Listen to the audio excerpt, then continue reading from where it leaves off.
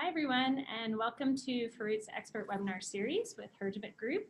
Today we'll be talking about the convergence of privacy and security.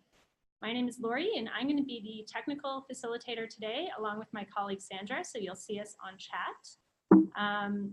If you have any questions, sorry, just having a little slide issue there. If you have any questions or anything, just use the bar along the bottom of your screen. We've made this presentation highly interactive, so we really do encourage you to ask away. And I want to just do a quick raise of hands to make sure everyone can hear me okay. So hit that raised hand. Great, I'm seeing lots of raised hands. Excellent. Okay, thank you. And now oh yes, we will be sending a recording of this tomorrow, so just relax and enjoy. And now I'm going to pass this off to Ivan, who's going to introduce the rest of our presenter. And Ivan is the founder and CEO of Feroot Privacy. Hi, everyone. Welcome to the webinar. Our main presenter today is Tabitha Gallo. She's a privacy practice lead and senior security consultant at the Herjavec Group. She has over 20 years of experience in the area of corporate governance, privacy, security, and risk management, as well as performing PCI and various governance engagements. For those not familiar with the Herjavec Group, it is a global information security firm offering comprehensive protection services to minimize cyber attacks and threats. It was founded in 2003 by IT entrepreneur Robert Herjavec, well known for his appearance on Dragon's Den and the Shark's Tank as well. And the special guest today is Erin Edwards from Northland Power, who will share his experiences of how privacy and cybersecurity how it works together in real life. And Erin is currently the senior IT security analyst at Northland Power with over 13 years of information security and in the private and public sectors, including 3 years in the healthcare working with PHI as well. And our agenda for today will cover the following 3 parts. We will start with a brief overview of the current state of privacy, followed by Tabitha, who will share some results of the global survey and specific steps for aligning privacy and cybersecurity in today's complex world. Then we will hear from Erin about his personal experiences, at which point we also encourage you to ask questions as well. And if we run out of time before we answer all of the questions, ask us anyways, and we'll follow up with you with the answers. And so let's get started with the brief overview. Let's be, first of all, on the same page and get our definitions aligned. First of all, cybersecurity, the way we look at it in the context of this webinar is security refers to the body of the tech, processes, and practices designed to protect networks, devices, programs, and so on, basically making sure that everything is secure, and both on the perimeter and inside of the organization. And when it looks at when we look at privacy, it's focused on the use and governance of personal data, things like putting policies, procedures in place to ensure that personal information is being collected, shared, and used in the correct and appropriate way, as well as aligned with appropriate regulations in place. And why it's important is that what we are seeing happening is that security and data protection and privacy beginning to overlap, reference, and not just reference, but also require each other. And Tabitha will share a lot more details around ISO, PCI, and other frameworks and standards, especially when it comes to GDPR and other regulatory obligations. That's a really important topic for many privacy and security departments. And speaking of regulatory regime, it is changing. It is getting more complex, it's getting more complicated and more stringent. Now, because of GDPR and CCPA, when it comes into full effect, more than 100,000 companies will have to comply or now have to comply with stringent privacy regulations, and that they never had to comply with before. We've also seen an increase in the average total cost of breaches when it comes not just to cost of remediation, but also increase in brand reputation damages, loss of customer trust, loss of sales. So it's not just a risk mitigation, but it also cutting at the sales and the profitability of organizations. And also, many have seen the first penalties under GDPR. One of them was 55 million fine on Google for breaching privacy notices and consent obligations in France. And further investigations are happening on that front, as well as thousands of more investigations happening under GDPR. And when we reviewed all of the questions submitted to us for this webinar, as well as speaking with many privacy and security leads, we've noticed key areas where it falls into, and that's some of the main questions are: how do we achieve better coordinations for privacy between privacy operations, privacy office, IT, HR, marketing operations? How do we ensure that our marketing and sales teams comply with GDPR or general privacy obligations? How do we make sure that we can effectively reuse, let's say, work companies have put into PCI, ISO, and other certifications? How do we leverage it across other departments and other lines of businesses? So with that, I'm going to introduce and hand it over back to Tabitha. Give me a quick moment. I will give you control. I have it, Ivan. Thank you very much. Great. It should work now. Try it again. There we go. Hi, all. I'd like to introduce you a little bit to some statistical data. I'm not sure if anybody's familiar with the Global Privacy Enforcement Network Sweep. This is a report that's done by a group of DPAs globally. So this would be New Zealand, Australia, Hong Kong, France, several other DPAs worldwide, set out to find out how are companies dealing with the privacy accountability requirements. So pretty much all regulations have a set of, hey, you need to be accountable for this. This is how you manage things. And what the the Global Privacy Enforcement Network did, hey, Ivan, I don't have control. Can you give it back? Thank you. Let's see. So, thank you.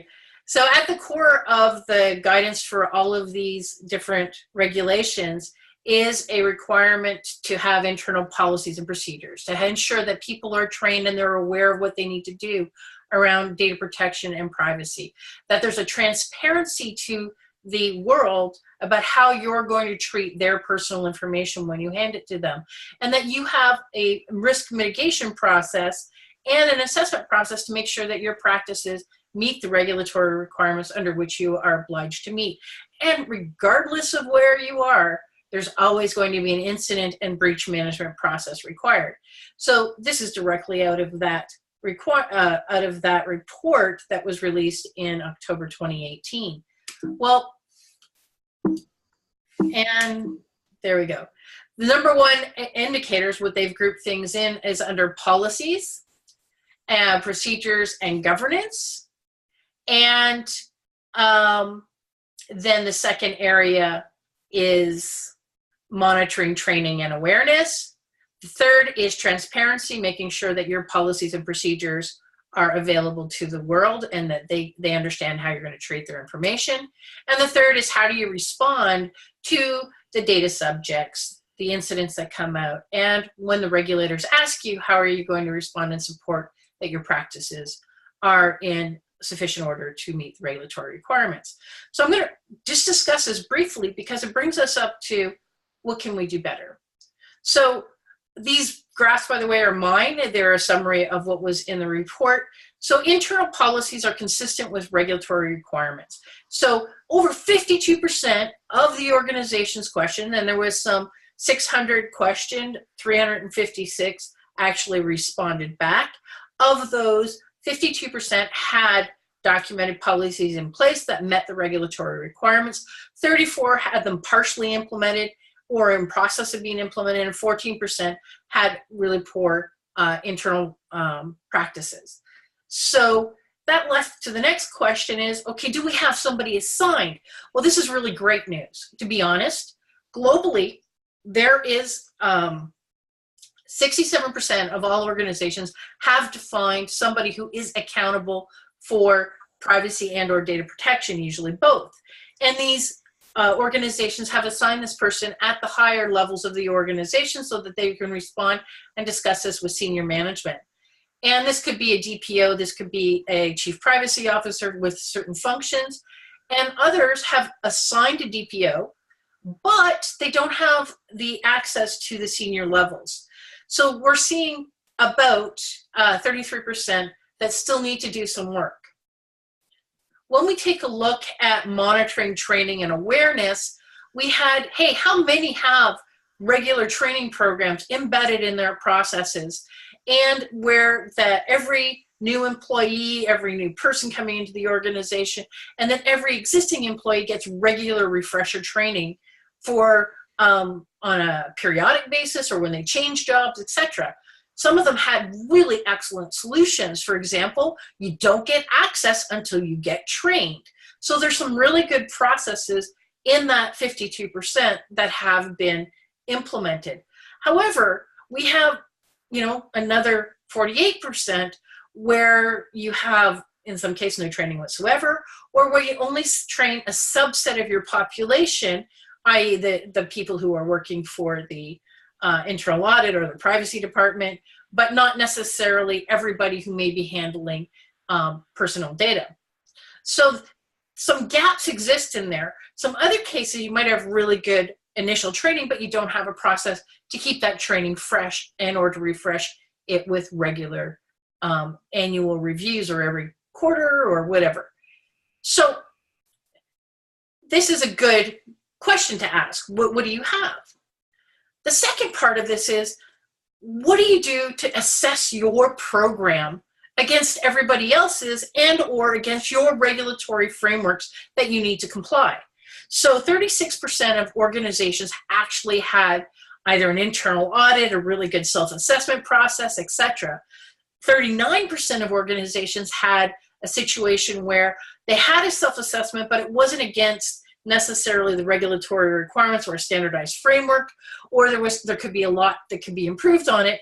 The worst case is 25% had no process to assess whether or not they were actually meeting the requirements. So there's some really big takeaways on that. So in here around transparency is the question of, do we tell the public what we do in our privacy programs? And is this actually meeting the requirements of the regulators or the industries or legislations that we have to meet? And do we keep them up to date on a regular basis? So 58%, that's good, over half, had really good policies that were up to date, that reflected what was there. They had, for example, in the case of the 33 or the 9%, where they actually said, hey, I have a data privacy officer. In some of those cases, the DPA went in to click on those and got a bounce back saying that they couldn't be reached. Or worst case here is that there was no way for them to actually find who to go to for complaints, issues, etc. So there's some gaps in our processes. The next one has to do with incident management. So I want to be really careful here. Where the GPN came back on this was, hey, we started out with, say, 356 out of the 600 who actually responded to us, but additionally, only 80% actually responded to the incident management processes. So when we got into here, we have 52% actually have documented incident response procedures in place. That leaves us with 48 who either failed to respond or had no documented IRP. So look at this, is 290 out of 356 responded to the IRB questions. That's a gap. When we take a look at procedures for data security breach, now we're going to talk a slightly different text here. This is ad hoc or documented. So you may not have fully documented procedures, and if you came back and said, I have clear measures to handle incidents and inform data subjects and regulators even if it wasn't documented, well, then we're going to give you credit here. You got 58%. Some may have adequate procedures, 33%, but they may be missing key steps that are developed on the fly. 9% failed to respond. When we got into data security incident management, how do I maintain the records? So I have records of every incident. I have records of every event. This is key and mandatory pretty much in all legislations, okay?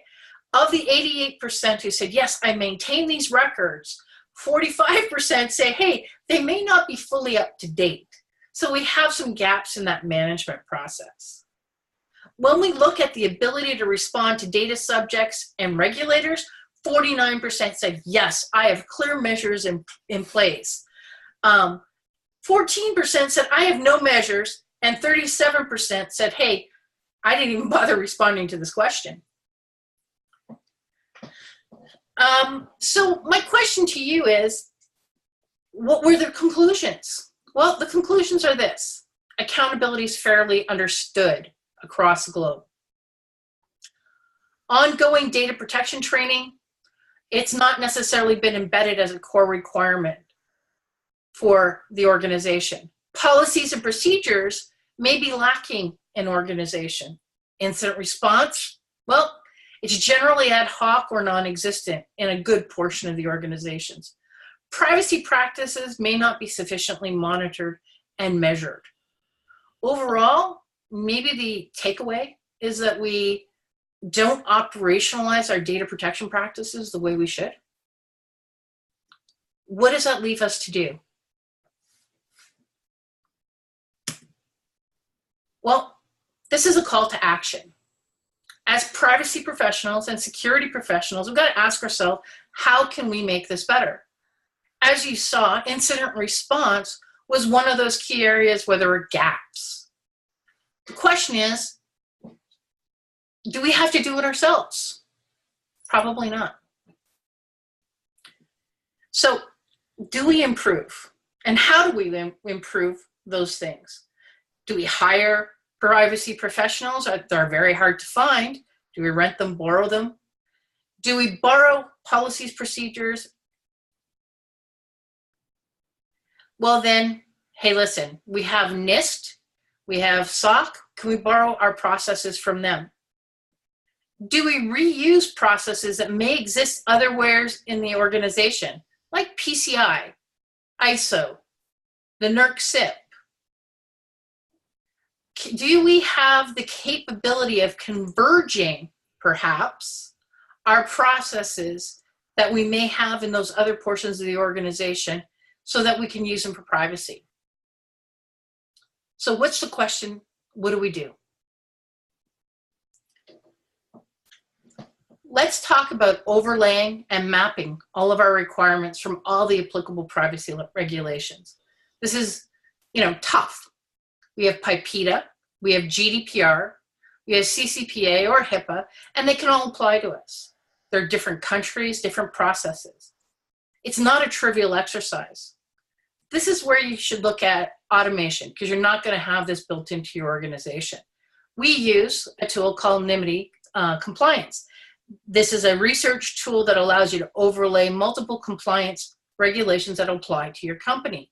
And then you can say, hey, listen, here's how I can resolve all of those things that work on this. When we look at the next step is like, let's list all of the standards that we need to meet. An organization who's taking credit cards may need to meet PCI DSS. In fact, they do. If I have an organization that is an energy company that produces energy or supports the energy sector, well, I'm going to have the NERC SIP. If I am supporting the US government, I'm going to be a supplier, and therefore I'm going to need to meet the NIST SP 800-171. So I'm going to have all of these requirements that I need to meet, and they've got very specific controls. So you take all of those requirements and controls that you must meet, and you put them together and you say, where are my overlaps? So step one is to do the overlaps for the legislation. Step two is to do the overlap for the cybersecurity standards that you must meet. Step three, says, hey, listen, I have frameworks out there. ISO 27101 is a framework. It's not a standard, a framework. NIST CSF is a cybersecurity framework. These are things that allow your security organization to be able to manage themselves. When I take a look at that, you got to say, where do these all fit together? So I'll have applicable privacy legislations, I'll have applicable standards, I'll have a chosen framework. What do?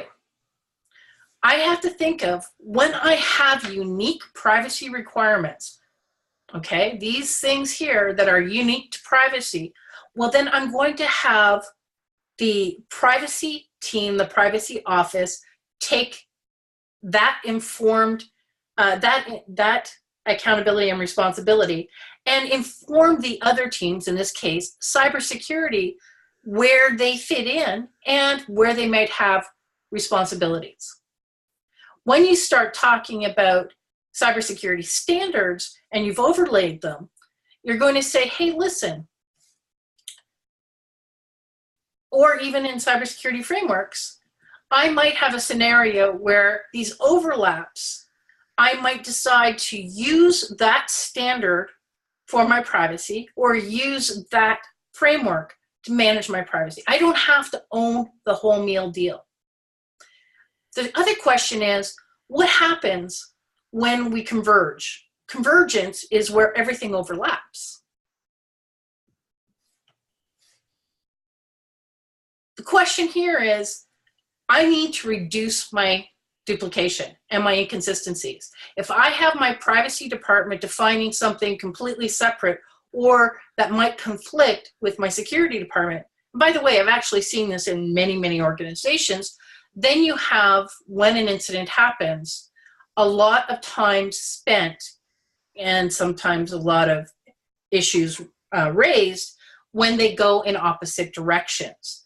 When a security team actually talks to somebody that they shouldn't, or when the information doesn't flow up to the privacy department and actually get reported within that 72 hours that you have, say, for GDPR. So this is very important. To where those overlaps exist, there is a consistent approach. That's what we call converge. So unique privacies. We're saying, hey, listen, we have to improve. I'm going to talk about some things. So examples could be here. How do I determine my lawful basis? How do I manage consent? How do I answer data subject access requests or data subject requests? Well, the first thing is you got to automate. If you're going to improve, you have to automate. It is very labor intensive and you will not be able to be consistent if you don't.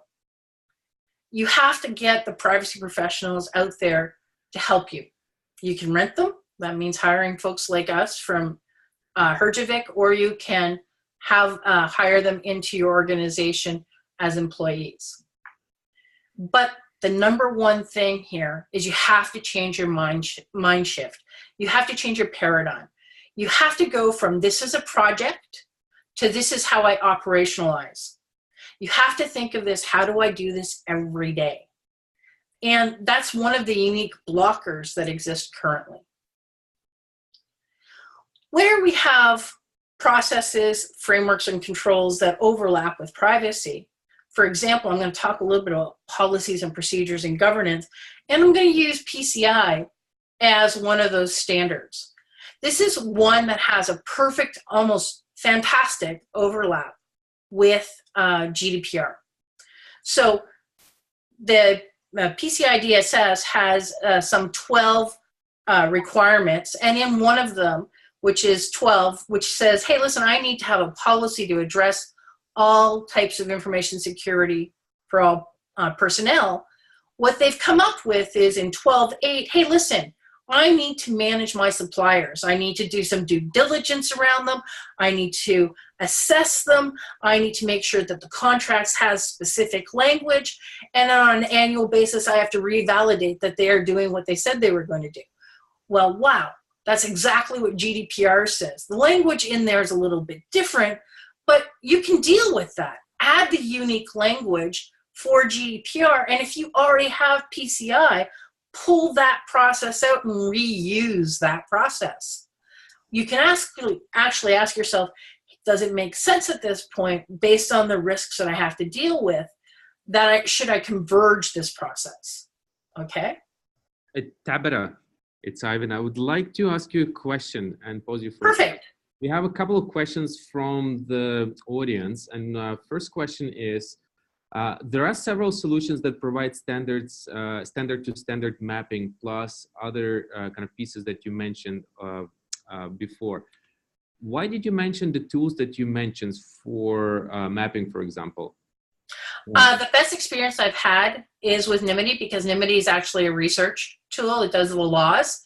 I haven't found any that does a really good job of mapping the laws and then overlaying the laws, and it has an accountability framework.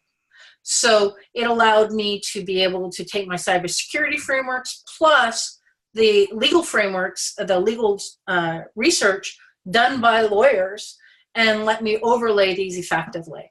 I haven't seen anything that does it the same way. There may be some out there, but this is one that I've used successfully, and I use it all the time. Yeah, thank you. And one more question. It was a fascinating study results. Do you know which industries participated in the study? Excuse me, can you repeat that? Do you know which industries participated in the GPAN study? Actually, I do. So there were tourism, marketing, education. There was a wide variety. The actual listing of what was in there is available on the GPAN study. You see on the bottom of the screen when we send you the slide deck out afterwards. The link is directly in there. But there was a wide variety. Great. Thank you, Tabitha. So I'm going to talk a little bit about converging legislation, standards, and frameworks. I'm going to use the one that came out of that GPAN study, incident response plans and data breach processes. I've taken this out and made it a little bit generic, okay? And I'm always going to put this caveat around here. You can make it as complex as you want. Complexity is not your friend, all right? So in the case of incident response, or in the case of any of these converging processes, the question you have to ask yourself, who in my organization has the most experience in handling this process now? Let's be honest, privacy does not have the best experience with incident management.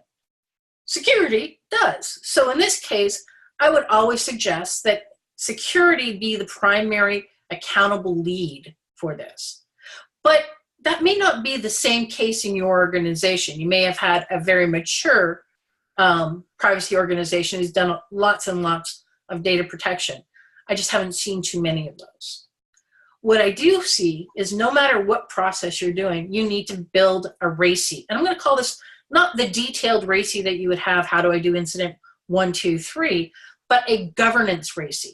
So when I take a look at this, I say, if I have multiple standards, let's call one PCI, if I have another one and multiple legislation, one's called one GDPR, another one PIPEDA, another one HIPAA, and this all might hit the same organization, you're going to probably have key leads in each one of those areas. So you're going to want to make sure that you've identified for each of these leads, what are their role in the governance of the process and escalations that may be individually needed. So you're going to list your participants. You're going to say, hey, security is going to be accountable for one and responsible for something else. Privacy may be accountable for a certain aspect, but not for everything. Legal is going to be consulted on everything, and corporate communications is going to be responsible for delivering messages to your customers, employees, etc. So these are things that are going to come out of that RACI of the governance process. When you take a look at the detailed standard or framework, you want to select the most detailed. So you're going to make your bar the one that is the hardest to hit. That's the bar that you meet for everything. Why? Because you cannot manage 20 or 30 different legislations. You want to say, if I have to respond back at 72 hours to an incident, and that's the tightest one that I have, that's the one that I'm going to make sure that my process can address no matter what. And because guess what? You're going to have data subjects from all over the world, probably going to have to address that requirement. You want to make sure that you can incorporate all those requirements within that process. You're going to determine if you have multiple initiation points. For example, you may have an initiation point from a system that says, hey, listen, it looks like I've been hacked. Here's a escalation of privilege that happened. Or you may have an incident or a come in from an external source that says, hey, listen, I have data here that I shouldn't have had, and it came to me. You may have, an example, the FBI informs you that it looks like you've been hacked. You have to have the capability of taking in all those initiation points and defining how that's all going to flow into your process. And then you're going to have to determine if I've hit every legislative requirement that can be addressed in the process. If not, you may have to create a very special playbook, for example, for PHI or sensitive data that may be above and beyond what you would have for your standard processes. The key thing here is you're going to have to make sure that all the requirements are addressed. Again, if you've overlaid, it's not going to be that hard. It's just going to make sure that you have that list. There's always more to consider. There's never the finished product. You're always going to improve your processes. So in conclusion, always start by looking at what are unique processes. Look at how you can share standards and frameworks and perform a risk assessment if you're going to borrow versus converging.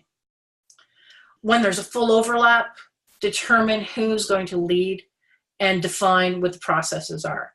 The whole point here is that there's clear communication, there's a reduced duplication of effort, and as one of my colleagues pointed out to me, this doesn't mean it gets cheaper.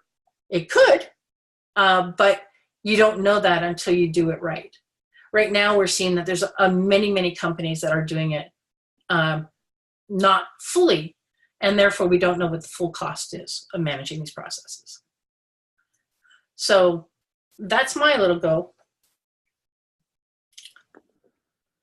I'm going to take us now to and introduce you to Erin Edwards, who is a colleague of mine and actually a client of the Herjavec Group. Erin is the senior security analyst with lots of experience in both cybersecurity and privacy. And Erin, why don't you introduce yourself? Thank you, Tabitha, and good afternoon, everybody. So, as Tabitha said, I've been in the security space for a long time. I've been doing cybersecurity for probably over 13 years now. A number of those interacting with privacy directly. I used to work in the healthcare space for over 3 years, and I've also been heading up the privacy here at North End Power as well.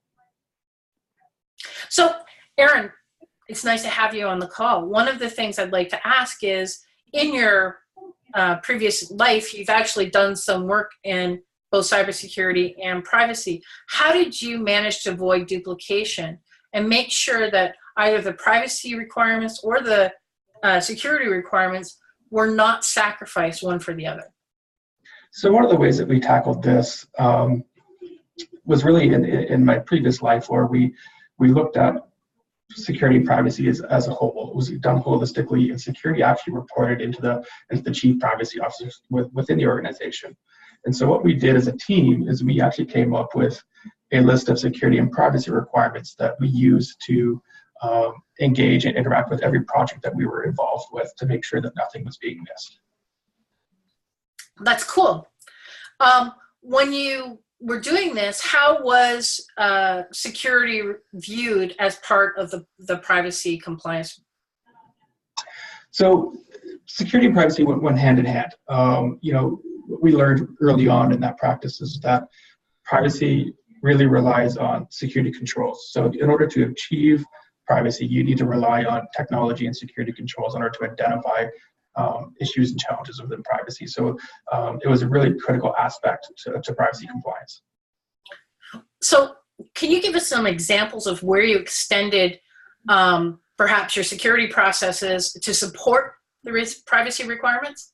Yeah, sure. So I've got two that we can walk through. So the first one I think is the most obvious, and that's incident response. So one of the things that we did early on is we identified that you can leverage the same framework to managing incident response. So whether it's you're engaging communications, your executive team, outside authorities, because at the end of the day, security and privacy both have a similar objective, and that's to keep data safe and secure. So we relied on the same response plan for dealing with and managing those types of incidents.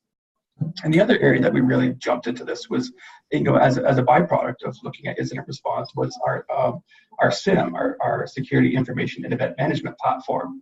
We actually started writing rules and alerts into our SIM to identify privacy issues, privacy breaches, just because it all relies on the same backend and the same infrastructure. So why not reuse it?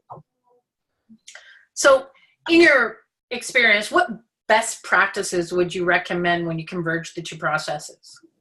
Sure. So I think, the biggest one from our perspective, what we're dealing with currently as a global organization, is making sure that we are tackling privacy from a unified approach. So making sure that we have a single privacy office that relies on the expertise from the various regions to make sure that we're identifying privacy risk holistically, and that we can leverage our unified processes across our entire organization and all of our entities around the world. Thank you, Erin. Is there anything that you would like to say is, a got you that you had in all of this? Outside of the obvious, obviously, there's always that paradigm shift that you mentioned earlier, right? Like trying to get your mind wrapped around that security and privacy don't need to operate in silos, can operate as a single unit, and can work and cooperate together and achieve the same goal. That's great. I'd like to now turn this over to you for any questions that you may have got from the team on the call and from our webinar participants. Thank you, Erin. Thank you, Tabitha. We actually have a lot of questions. I don't think we have enough time to answer all of them because we have well over 100. So we'll go through some of them and we'll try to answer the remaining questions afterwards as well. And actually, just before we go into the challenges and issues, listening to Tabitha and Erin, you reminded me about a recent actually big breach that PayPal had experienced in 2017 when they acquired TIA Networks. It's one of the actually least known issues.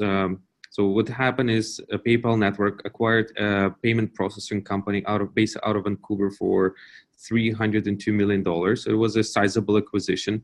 A couple of 2 months after the acquisition, they suffered a major data breach that resulted in the loss of 1.6 million records. And as a result, 4 weeks after the discovery, PayPal decided to shut down the entire company. And that was a significant write-off or a loss of more than $300 million. So that's just one of the recent examples that I know of in Canadian economy or in North America of business impact and loss because of the breaches. And it didn't even involve GDPR or other privacy compliance obligations. And I imagine if that was to happen now, PayPal would have been on a significantly higher, it will be exposed to significantly higher risks. Tabitha, can you give your opinion, what your thoughts are on this kind of scenarios? So in this kind of scenario, one of the things that I see many organizations falling into is they've siloed their thought processes. So for example, PCI is a security thing, sitting over in the corner doing its own thing. Even within the organization, the learnings, the SIMs, the processes that they would need to use for PCI to be compliant, they haven't actually incorporated into their everyday cybersecurity practices.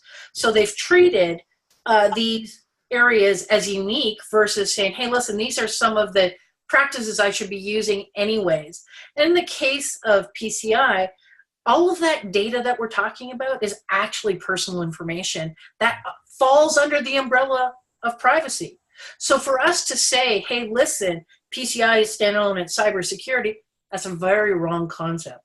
Mhm. The concept should be, this is a privacy, this is to deal with personal data, and we need to have a way of managing this in a cohesive manner. And oh, by the way, those cybersecurity practices for PCI, well, they really should exist everywhere. Thanks. Yeah. So in the next, in the time before end of the webinar, we're going to cover four main areas: how to manage overlapping requirements, reducing risk, getting buy-in, which is really important for business cases, for expenditures, and improving the project and project initiations, especially in the larger organizations, and some recommendations on tools and services, excluding ourselves. So moving forward, Tabitha, question to you. What's your recommendations on how to better position for PCI?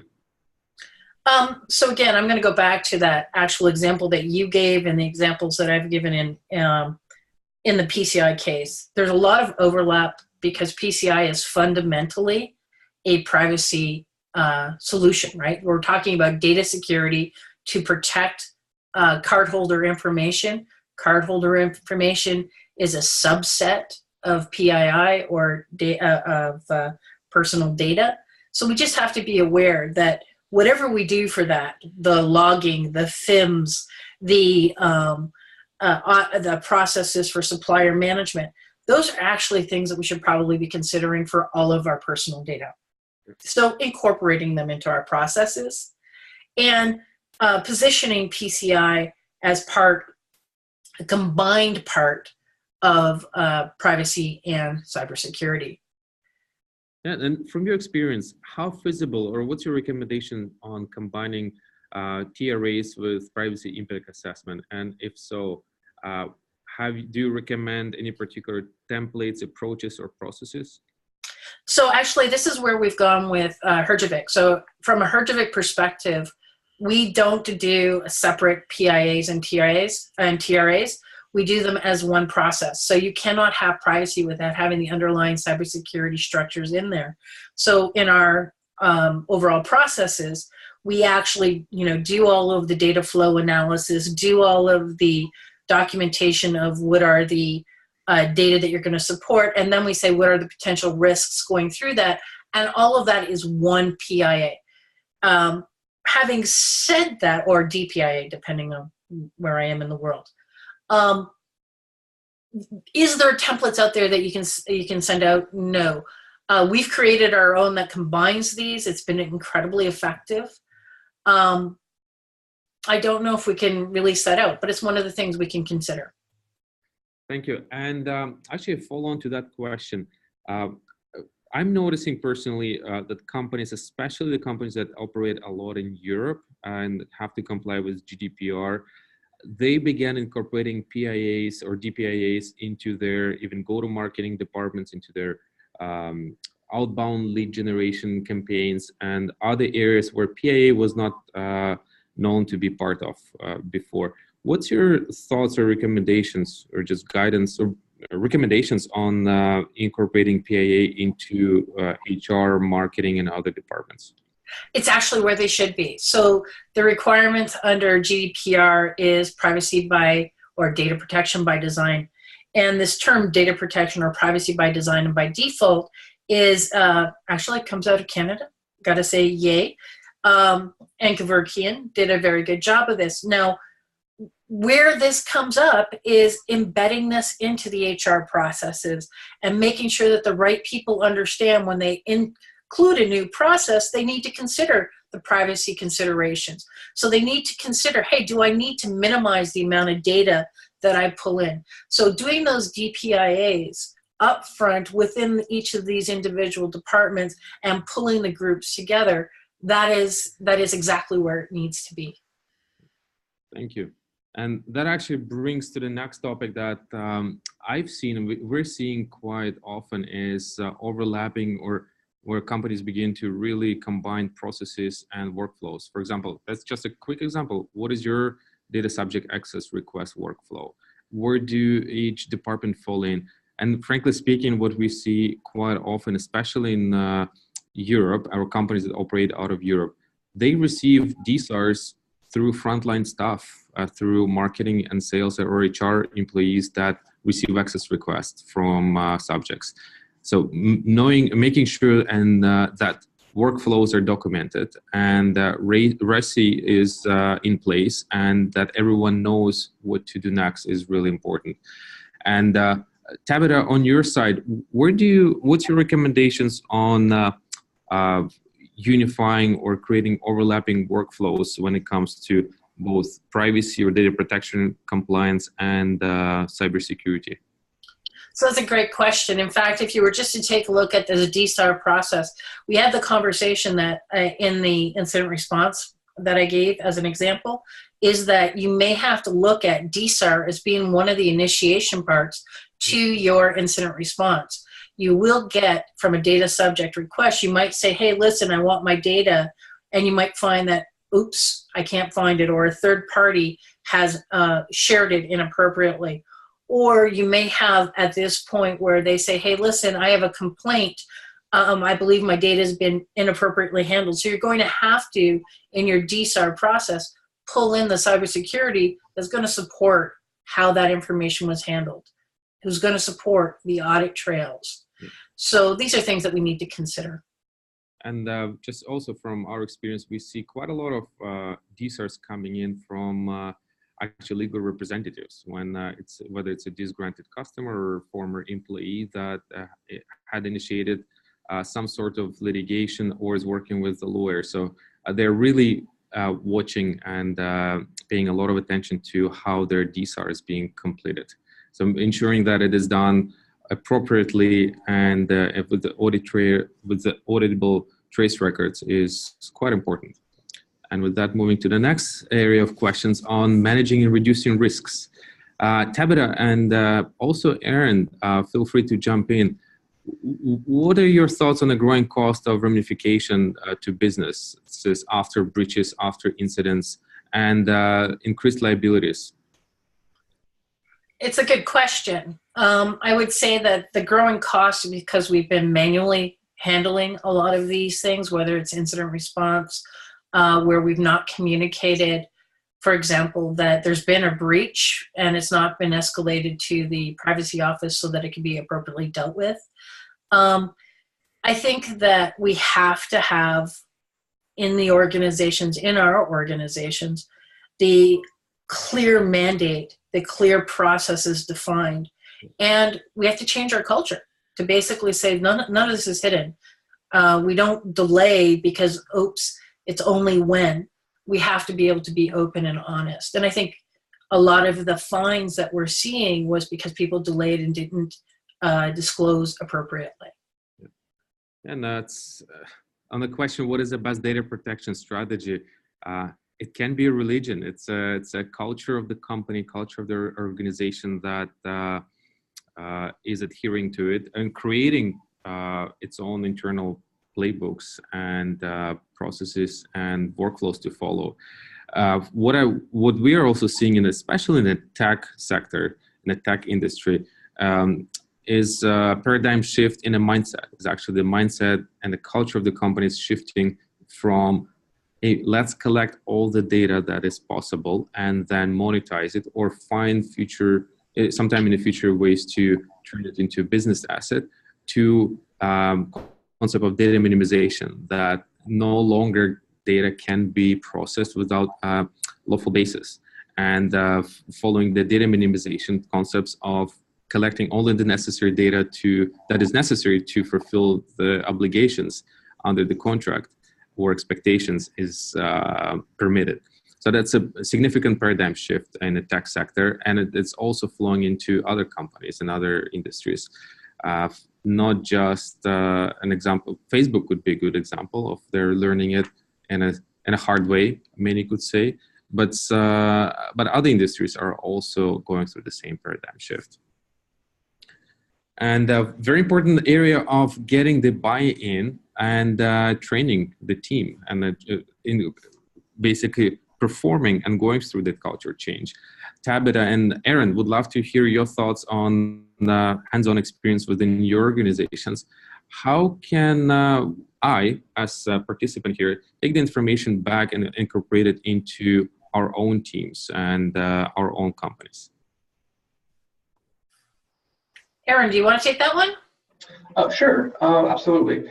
So I think one of the key things here is to understand is that, you know, as we've all been saying, it's been a paradigm shift in getting everybody to buy in. So for instance, on our team here, because I'm heavily involved in the privacy side of the fence and the security side of the fence, it's easy for me to have that influence. But making sure in organizations that don't have that, it's establishing those relationships and making sure that you're on the same team and you're on the same page, and that you're working together to make sure that at the end of the day, that all the data that you've classified, whether it's intellectual property, whether it's PHI, whether it's, you know, personal information, you're all at the end of the day trying to achieve the same goal, and that's make sure that it's held confidentially and used appropriately. And I would like to say that I'm going to take the second question. How do you educate your staff on this? I've had the experience of actually being the privacy officer in a startup and in a company, a fairly small company, and also the risk officer in an incredibly large company. And in these cases, what we actually did to make it effective, to embed it into the organization is, if you were going to be given access, everybody got trained on basic privacy, but the minute you were going to be given access to confidential information or PHI or sensitive information, you were actually physically trained about all of the concepts. It was actually personalized for you.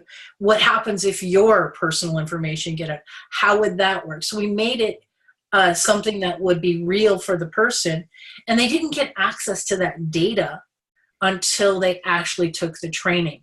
And they were assessed against it. There was actually questions at the end. This doesn't necessarily work in every country, because in some countries it's, you know, the assessment process is an issue with the Workers' Council. But it does work in making sure that nobody gains access to that data unless they fully understand what it means to protect that data.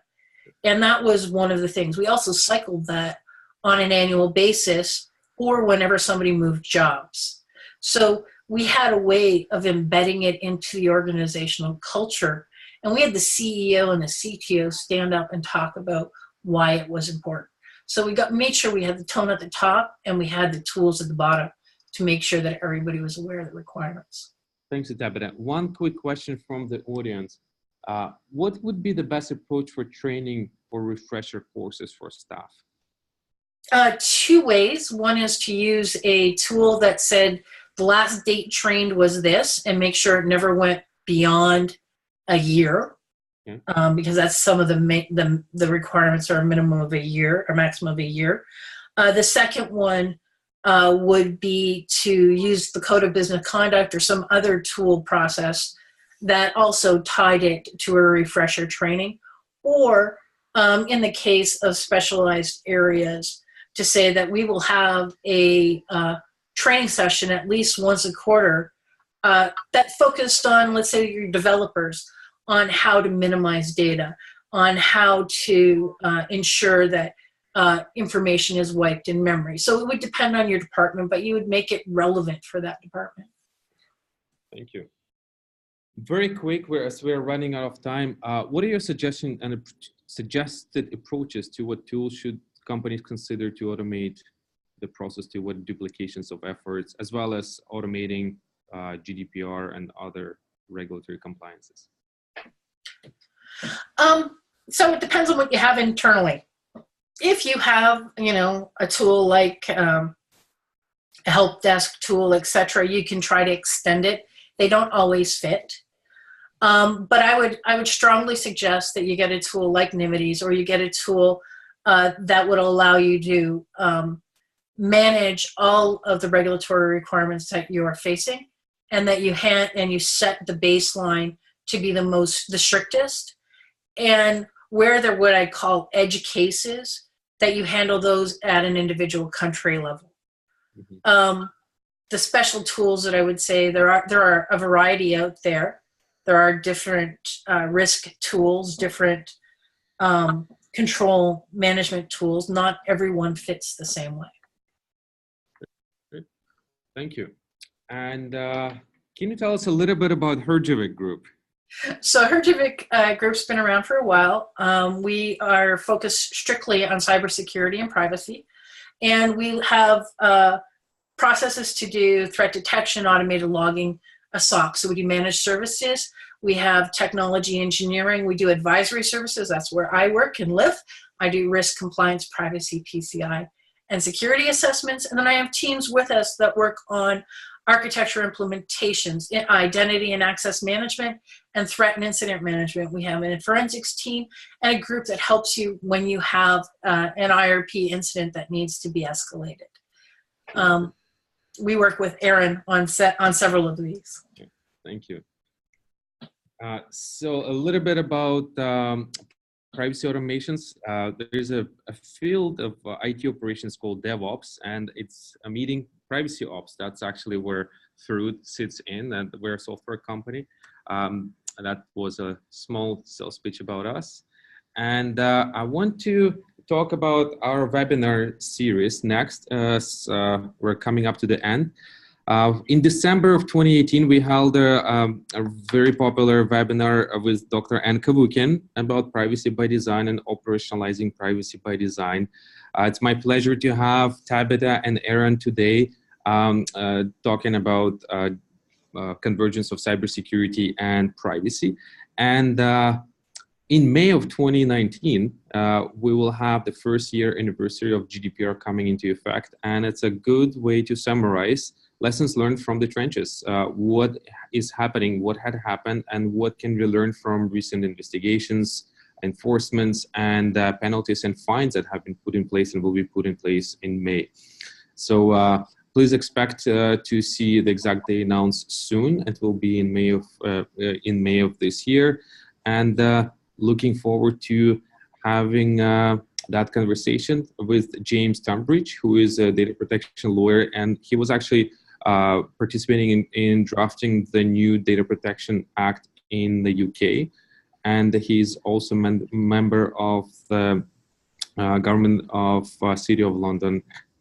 So looking forward to that webinar in May. And with that said, it was my pleasure to host us today. Great having you, Tabitha, and great having you, Erin.